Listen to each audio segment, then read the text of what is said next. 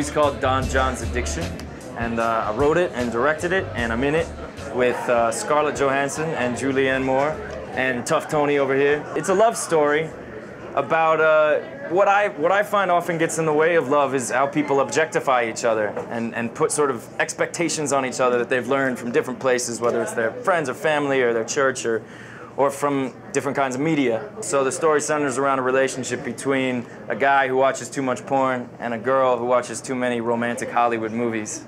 And I find that kind of thing hilarious, so I wrote a comedy about it. I play John's father, Joe's character's father. If John doesn't straighten out and find himself, he may end up being me.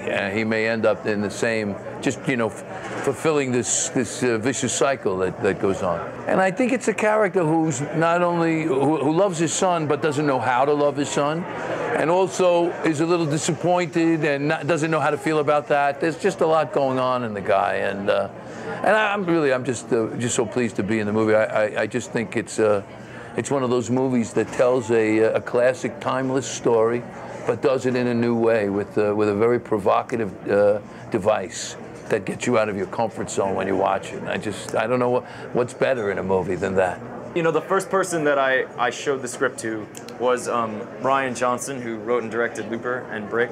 And when he said, "I really think you have something here, this is good," that was probably the turning point where it got a little easier. I mean, there was still tons of hard work to do, but the long, lonely journey was the writing part, because you do it alone.